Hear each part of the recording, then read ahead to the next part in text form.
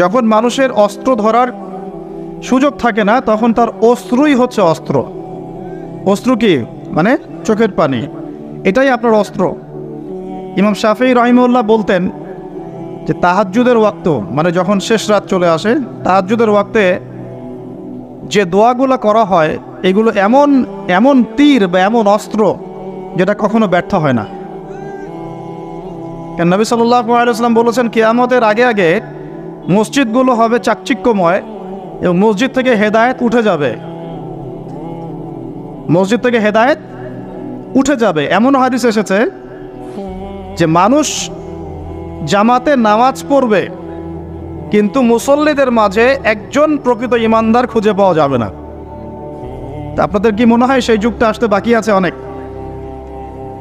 একটু বোঝাই আপনাকে যে এই পৃথিবীতে এখন যতগুলো সমস্যা আছে বা যতগুলো ফিতনা আছে, এগুলোকে যদি একত্রিত করি তবুও দাজ্জালের সমান হবে না।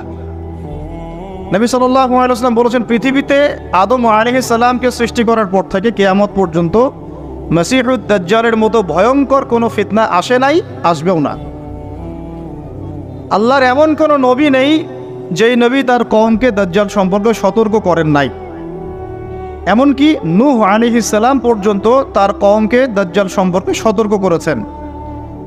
আর আমি মুহাম্মদ সাল্লাল্লাহু আলাইহি ওয়াসাল্লাম তোমাদেরকে একটা বাক্য বেশি বলছি যা অন্য নবীগণ বলেন নাই, সেটা হলো মসিহুদ দাজ্জাল এক চোখে অন্ধ হবে, তোমাদের রব আল্লাহ তিনি অন্ধ নন।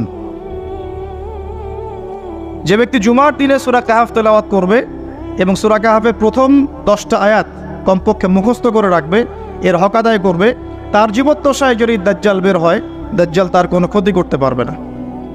পৃথিবীতে যত ফিতনা আর ফাসাদ এখন দেখছেন, শিরকের ফিতনা, বেহায়াপনা, বেপর্দা, রিবা বা সুদ, মাদক, দুর্নীতি, জুলুম, নির্যাতন, চুরি, ডাকাতি, যত কিছু, সব কিছুকে একত্রিত করলেও দাজ্জালের সমান হবে না।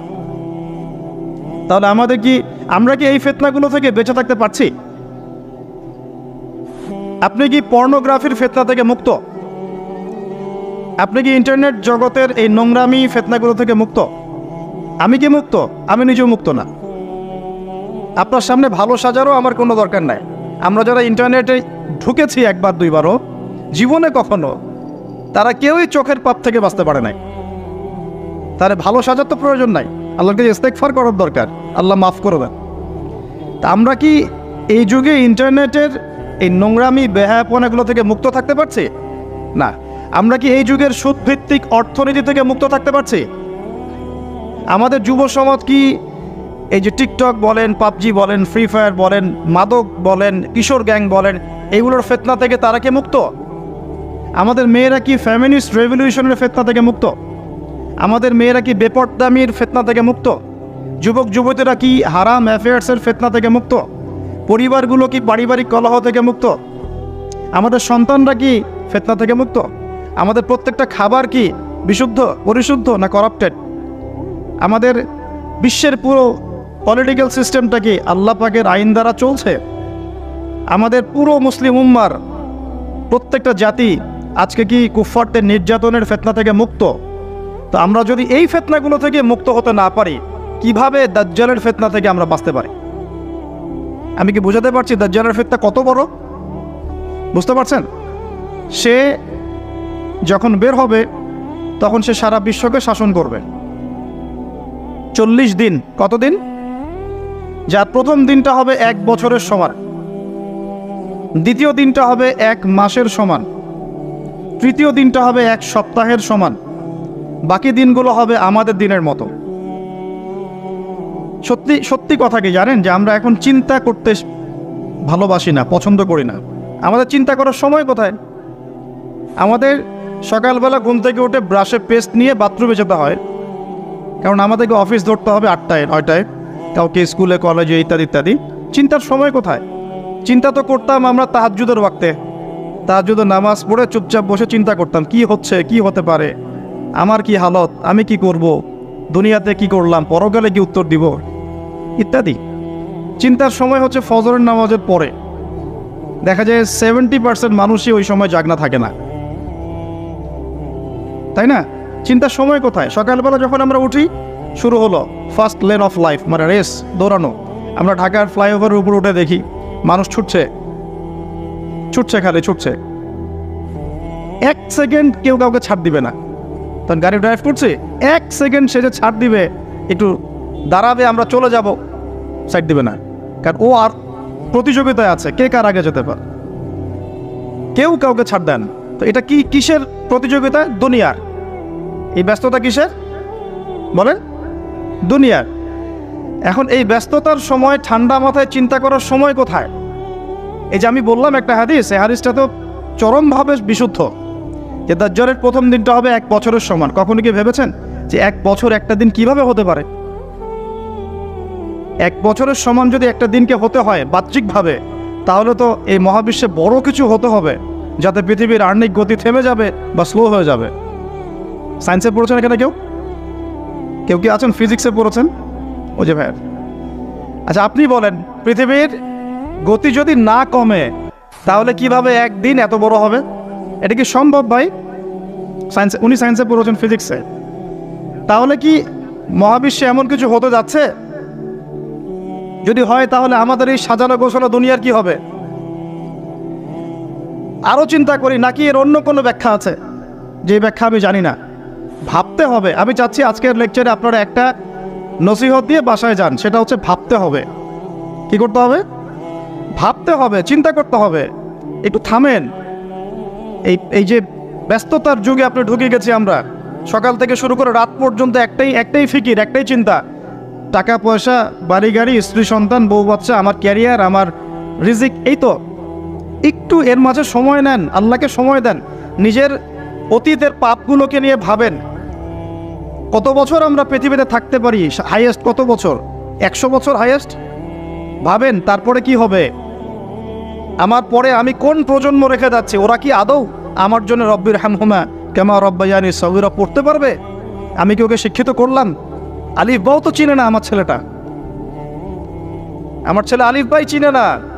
এই জেনারেশনের একটা জেনারেশন ছিল, আমাদের আগের জেনারেশন, মাশাআল্লাহ। তখন কি হতো? প্রত্যেকটা গ্রামে গ্রামে, শহরে শহরে, স্কুলে কলেজে, বিভিন্ন জায়গায় বাধ্যতামূলক আপনি আরবি পড়তেন। এখন বিশ্বাস করেন তো? আপনি তো বিশ্বাস করেনই, আমি জানি। বিশ্বাস করেন কি যে আপনি এখন আরবি থেকে অনেক দূরে সরে গেছেন? আপনি এই যে পড়াশোনা করেছেন, ওই যে ভাই হাত তুললেন ফিজিক্সে, মিনিমাম 20 বছর। তা আপনি 20 বছরে 20টা সূরা শিখেছেন কি? আমরা আমাদের পরের জেনারেশনকে কোন হালতে রেখে যাচ্ছে, এগুলোকে ভাবতে হবে না? হবে না? আলী ইবনে আবি তালেবের একটা কথা বলি, তাহলে আপনি বুঝবেন। আলী ইবনে আবি তালেবের নাম কি শুনেছেন আপনি? শোনা উচিত ছিল। তারা আপনার আইডল। মেসি নেইমার আপনার আইডল নয়। মেসি নেইমার সৌদি আরবের আইডল। কিসের আইডল?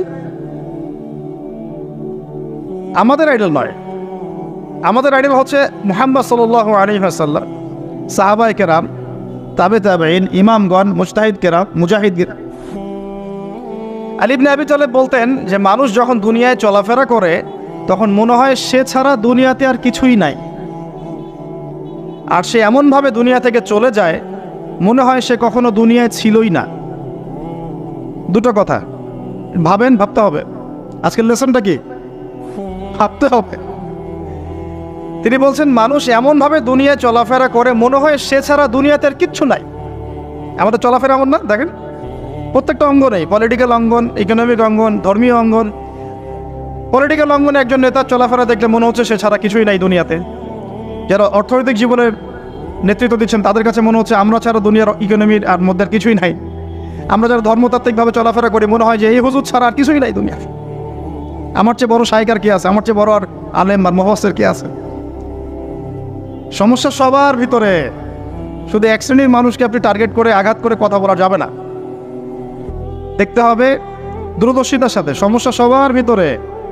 এখন দেখেন আমরা দুনিয়াতে চলছি, মনে হচ্ছে যে আমরা ছাড়া আর কিছুই নাই মনে হয়, কিন্তু মানুষ দুনিয়া থেকে চলে গেছে। প্রায় মিলিয়ন, বিলিয়ন, ট্রিলিয়ন মানুষ এখন দুনিয়া থেকে চলে গেছে সূচনা থেকে এই পর্যন্ত।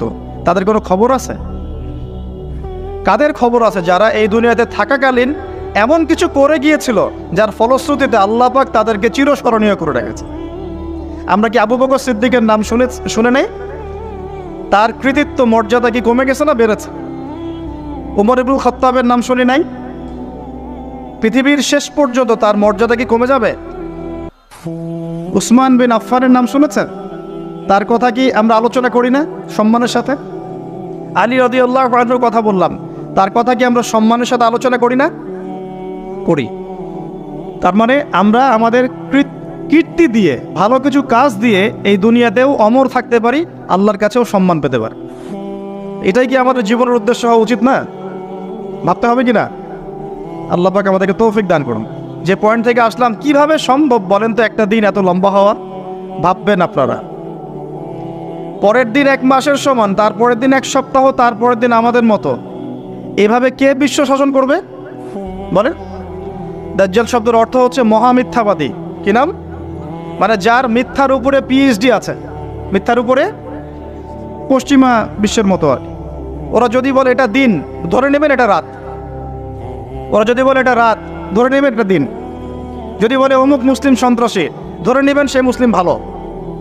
যদি বলে অমুক মুসলিম খুব ভালো, খুব ভালো, ধরবে, বুঝে নেবেন এর ভিতর কোনো সমস্যা আছে। ওদের পিএইচডি আছে মিথ্যার উপরে। আর মাসিহুদ দাজ্জাল সবচেয়ে বড় মিথ্যাবাদী। দাজ্জাল মানে মহা প্রতারক, যে আপনাকে এমনভাবে প্রতারিত করতে পারে যার খবর হদিস আপনি পাবেন। আমরা আস্তে আস্তে আসতেছি দাজ্জাল এবং তার সাথে বর্তমান সভ্যতার কি সম্পর্ক, এবং সামনে কিভাবে সে বিশ্বটাকে শাসন করতে পারে, এবং এর সাথে বর্তমান জেরুজালেম ইস্যুটা খুব গভীরভাবে সম্পৃক্ত আছে। মনোযোগ একটু ধরে রাখতে হবে। সে বিশ্বকে শাসন করবে। এখন আমাকে বলেন, আমার দিকে তাকান, আমাকে বলেন, একজন ব্যক্তি যদি বিশ্বকে শাসন করতে, অনুসারী লাগবে কি লাগবে না? একা একা একজন ব্যক্তি বিশ্ব শাসন করতে পারে? ও আচ্ছা, দাজ্জাল কি মানুষ না জিন নাকি? দাজ্জাল কে? এটা ফেরেশতা নাকি জিন না মানুষ? কি? এটাও একটা প্রশ্নের বিষয়। কিভাবে দেখুন, আল্লাহর নবী সাল্লাল্লাহু আলাইহি ওয়াসাল্লাম বলছেন, নূহ আলাইহিস সালামের সময়ও নূহ আলাইহিস সালাম তার কওমকে দাজ্জাল সম্পর্কে সতর্ক করেছেন। তার মানে পৃথিবীর সূচনা থেকে সে পৃথিবীতে ছিল, এবং সে বের হবে শেষ জামানায়, এবং বের হয়ে সে তার অনুসারীদেরকে নিয়ে বিশ্বটাকে শাসন করবে। তার মানে অনেক লম্বা একটা হায়াত সে পেয়েছে। কোন জাতি এত লম্বা হায়াত পায় বলেন তো? কোন জাতি মানব জাতিকে এত লম্বা হায়াত পায়? একটা মিস্টেরিয়াস ক্যারেক্টার দাজ্জাল। সে কি? তারপরে দেখুন, নবী সাল্লাল্লাহু আলাইহি ওয়াসাল্লাম একটা হাদিসের মধ্যে বলেছেন যে তাকে ওই তামিম দারির ওই দ্বীপে বন্দি করে রাখা হয়েছে। আপনারা হাদিসে জানেন? অনেকে জানেন।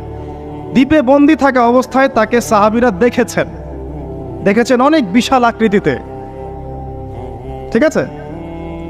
এবং সাহাবীদেরকে সে প্রশ্ন করছিল, তামিম দারিকে প্রশ্ন করছিল যে বাইসানের খেজুর বাগানে খেজুর কি ধরে? বলে হ্যাঁ ধরে। সে বলছে অচিরেই আর ধরবে না। তারপরে বলছে তাবারিয়া হ্রদে কি পানি আছে? সাহাবীরা বলছেন আছে। বলছে অচিরেই পানি থাকবে না। তোমাদের ওই উম্মি নবীর কি খবর?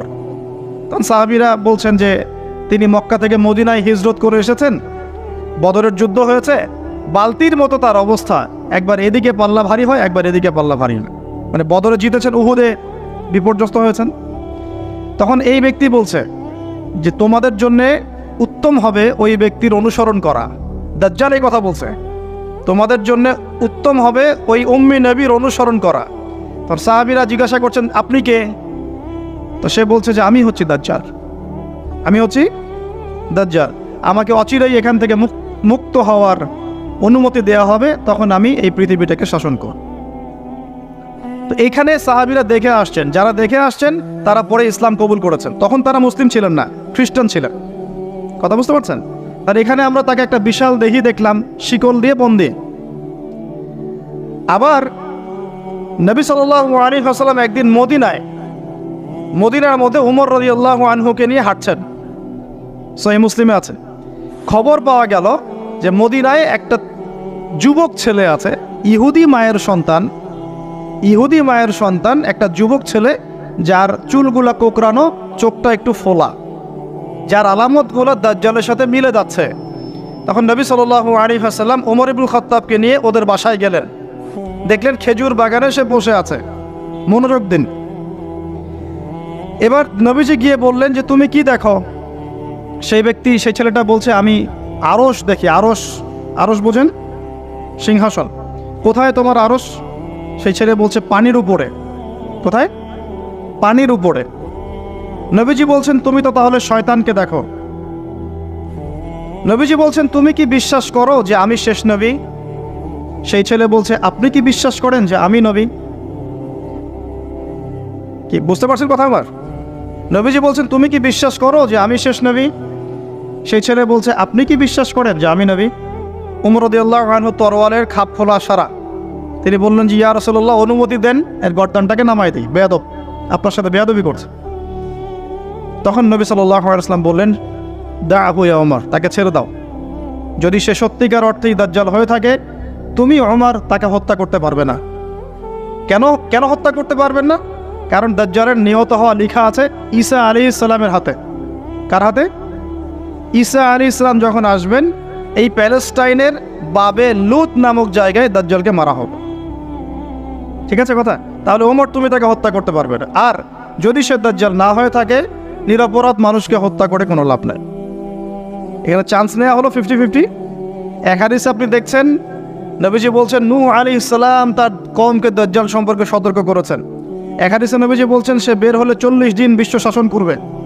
প্রথম দিন 1 বছর, দ্বিতীয় দিন 1 মাস, তৃতীয় দিন 1 সপ্তাহ, বাকি দিন আমাদের মতো।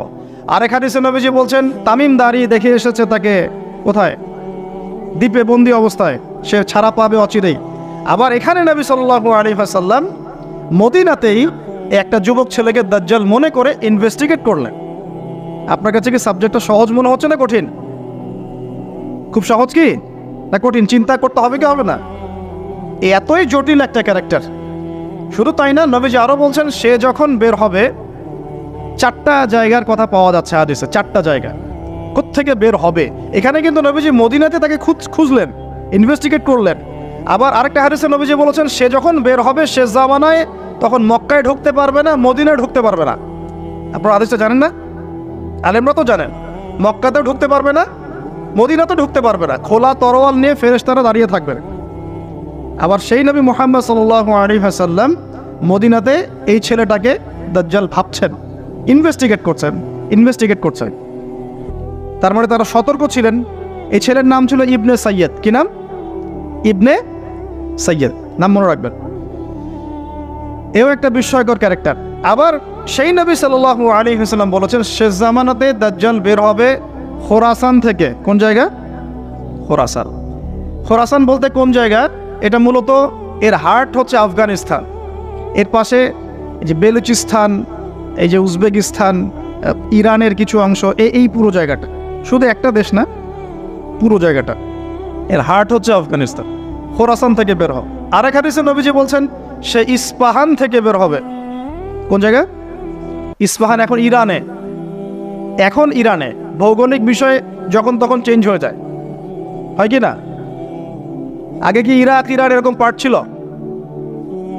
আগে কি এভাবে এই 52টা দেশের ভাগ ছিল? লেবানন, জর্ডান, সৌদি আরব, ইরাক, ইরান এরকম ভাগ ছিল না? এক অঞ্চল ছিল শাম, একটা হেজাজ, একটা নাজদ, এরকম আর কি ভাগ ছিল। তো এটা চেঞ্জ হয়। ওই হাদিসে আসছে ইস্পাহান থেকে একটাতে, আরেকটাতে আসছে ইরাক এবং শাম। শাম বলতে বোঝাচ্ছি এই পুরো প্যালেস্টাইন, লেবানন, জর্ডান, পুরো অঞ্চলটাই শাম। আর ইরাক তো আপনারা জানেন। ইরাক এবং শামের মাঝখানের একটা রাস্তা থেকে বের হবে। 3টা জায়গা। আরেকটা 4 নাম্বার খাল্লা নামে একটা জায়গা থেকে সে বের হবে। আর এই খাল্লা আপনি গুগলে সার্চ দিয়ে পাবেন না। গুগলের সাথেও দাজ্জালের অনুসারীদের একটা সম্পর্ক আছে, আপনার ফেসবুকের সাথেও আছে, প্রযুক্তিগুলোর সাথেও আছে, নিউক্লিয়ার ওয়েপন্সের সাথেও আছে, বর্তমান ব্যাংকিং সিস্টেমের সাথেও আছে, এবং বর্তমান গ্লোবাল পলিটিক্যাল অ্যাফেয়ার্সের সাথেও দাজ্জালের অনুসারীদের সরাসরি সম্পৃক্ততা আছে। আমি বলি নাই দাজ্জালের সম্পৃক্ততা আছে, দাজ্জালের অনুসারীদের সরাসরি সম্পৃক্ততা আছে। এটা বোঝার জন্য আপনাকে সূরা কাহাফ পড়তে হবে। কেন সূরা কাহাফ? কারণ সূরা কাহাফ পড়লে আল্লাহ আপনার ভিতরের চোখ খুলে দিবেন ইনশাআল্লাহ। এখন আপনার ভিতরে চোখ বন্ধ। কেন বন্ধ? বিকজ আপনি প্রত্যেক জুমায় সূরা কাহাফ পড়ছেন না। যখন প্রত্যেক জুমায় সূরা কাহাফ অর্থসহ পড়বেন বা অ্যাটলিস্ট তেলাওয়াত করবেন, দেখবেন ইনশাআল্লাহ আল্লাহ আপনার ভেতরের চোখ খুলে দেবেন। তা দাজ্জাল সাবজেক্টটা কি জটিল মনে হচ্ছে না সহজ মনে হচ্ছে? জটিল। এখন এত জটিলতায় আমরা গেলাম না, আমরা সহজ জায়গায় থাকি। সহজ জায়গাটা হচ্ছে সে বিশ্বটাকে শাসন করবে এবং ন্যায় বিচারের ভিত্তিতে শাসন করবে কি? উত্তর না, সে সারা বিশ্বে ফিতনার ফাসাদ সৃষ্টি করে। যারা তাকে ফলো করবে সে তাদেরকে সমৃদ্ধি দিবে, যারা তাকে ফলো করবে না সে তাদেরকে দুর্ভিক্ষ দিবে। বলা হচ্ছে সে খোদা দাবি করবে, সে নিজেকে খোদা দাবি করবে, বলবে আমি মাসিহ। তার মূল কাজটা তাহলে জুলুমের ভিত্তিতে সারা বিশ্বটাকে শাসন করা। এই তো, সে খোদা দাবি করবে। আপনি যদি মেনে নেন তাহলে তার জান্নাতে ঢুকবেন, যদি না মানেন তাহলে তার জাহান্নামে ঢুকবেন। আর তার জান্নাতে ঢোকা মানে হচ্ছে আসলে জাহান্নামে ঢোকা, আর তার জাহান্নামে ঢোকা মানে হচ্ছে আসলে জান্নাতে ঢোকা। যেমন একজন যুবক ছেলেকে সে পাবে রাস্তায়, যখন বের হবে ছেলেটাকে বলবে যে তুমি কি বিশ্বাস করো যে আমি আল্লাহ? সে ছেলে বলবে যে না, আমি বিশ্বাস করি না।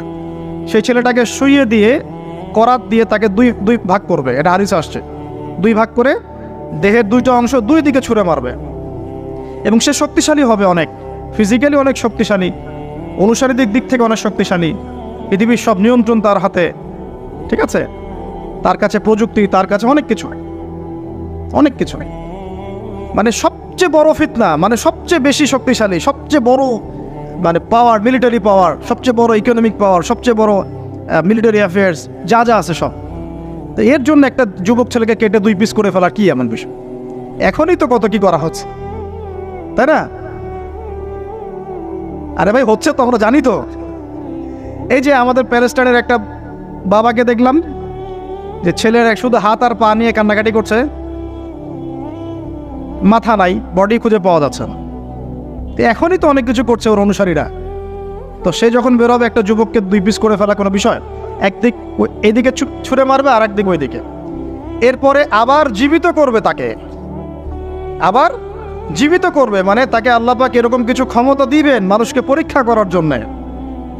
জীবিত করার পরে বলবে আমি তোমাকে মৃত্যু দেওয়ার পর জীবিত দিলাম, এখন কি জীবন দিলাম, এখন কি তুমি বিশ্বাস করো যে আমি আল্লাহ?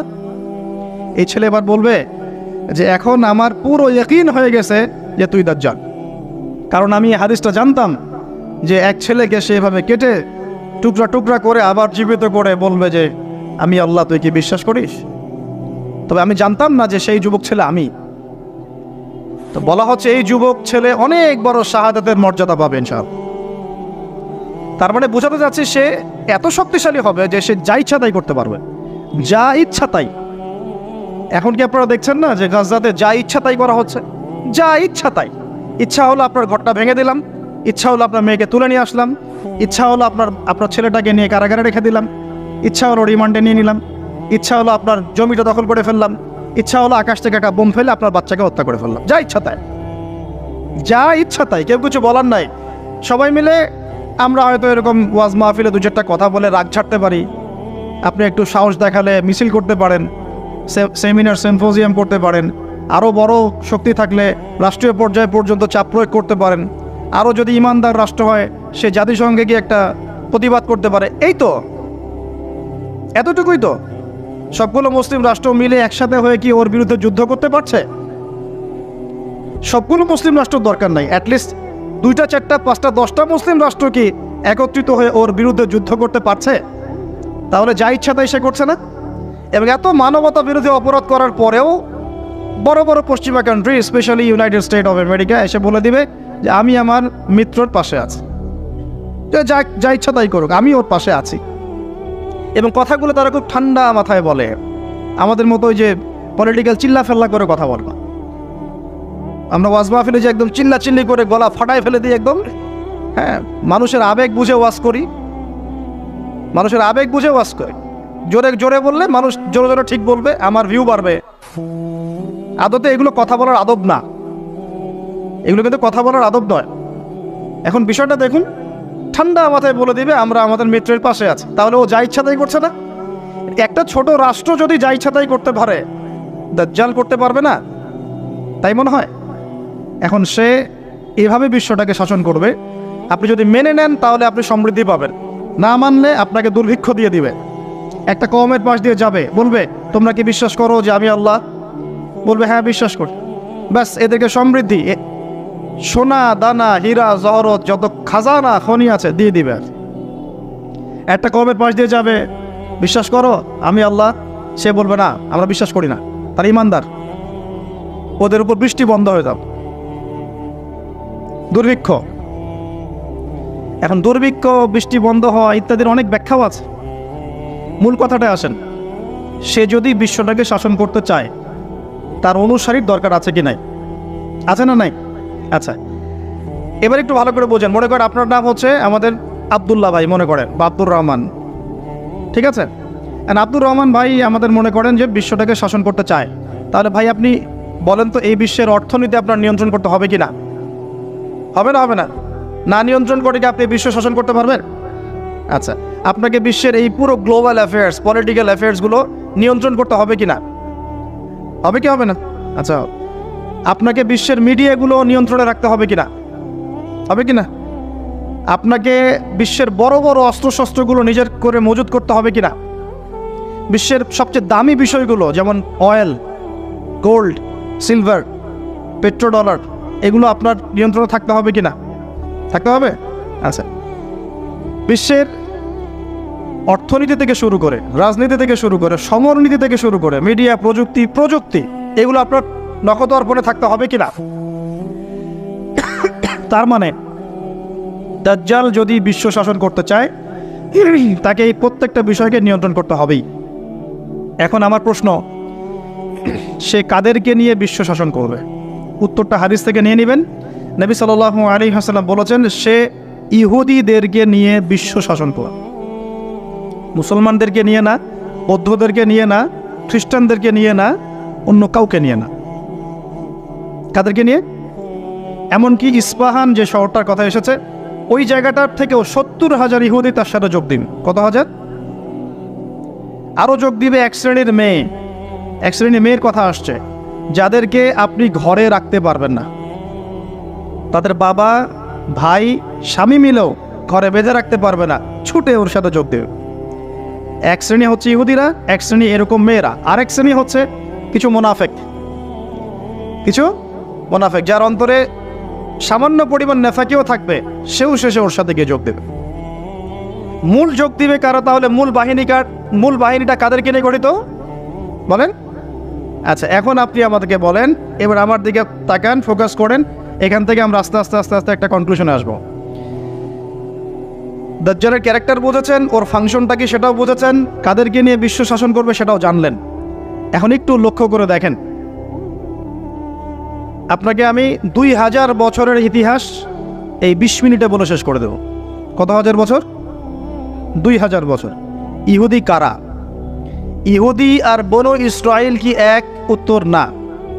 খুব ভালো করে কথাগুলো শোনেন, এগুলো বই পড়তে অনেক সময় লাগবে আপনার, এবং ঘাটাঘাটি করতে অনেক সময় লাগবে, খুব অল্প সময় বুঝে নেন। ইহুদি বনু ইসরাইল এক নয়। বনু ইসরাইল কাদেরকে বলা হয়? ইব্রাহিম আলাইহিস সালামের ছেলে, এক ছেলের নাম ইসমাইল, এক ছেলের নাম ইসহাক, ঠিক আছে? ইসমাইল আলাইহিস সালাম থাকেন মক্কায়, সেখানে তাকে কেন্দ্র করে একটা সভ্যতা। এই বংশে সর্বশেষ নবী মুহাম্মদ সাল্লাল্লাহু আলাইহি ওয়াসাল্লামের জন্ম। তার মানে আমরা বনু ইসমাইল। আমরা কারা? বনু ইসমাইল। আমরা মুহাম্মদ সাল্লাল্লাহু আলাইহি ওয়াসাল্লামের কওম, উম্মাহ। আর এইদিকে আরেক ছেলের নাম হচ্ছে ইসহাক, যিনি থাকেন ওই শামে, ওই প্যালেস্টাইনে, ওই জেরুজালেমে, ওই জায়গা, ওটা শাম, ঠিক আছে? এবং ওখানে তিনি তার বংশ বিস্তার হচ্ছে। তার ছেলের নাম হলো ইয়াকুব। কি নাম? ইয়াকুব আলাইহিস সালামের আরেক নাম হলো ইসরাইল। ইয়াকুব আলাইহিস সালামের আরেক নাম কি? ইসরাইল। এবং তার সন্তানদেরকে বলা হয় বনু ইসরাইল। তার সন্তান অনেক। এই সন্তানদের মধ্যে একজনের নাম ইউসুফ, ঠিক আছে? তারপরে আসছে পরে ইউনুস। এই বনু ইসরাইলের মধ্যেই দাউদ, মূসা, সুলাইমান, ঈসা ইবনে মারিয়াম। বলা হয় 1,24,000 নবী রাসূলের মধ্যে বেশিরভাগই এখানে এসেছে। তাহলে বনু ইসরাইল বলা হচ্ছে এই কওমটাকে। তা ওদের নাম বনু ইসরাইল থেকে ইহুদি হলো কখন? যখন তারা ঈসা আলাইহিস সালামকে স্বীকার করলো না তখন। ঈসা আলাইহিস সালাম কি তাদের মধ্যে আসেন নাই? সেই ঈসা আলাইহিস সালামকে যখন তারা অস্বীকার করলো, তখন তাদের নাম আল্লাহ পাক এই বনু ইসরাইল থেকে পরিবর্তন করে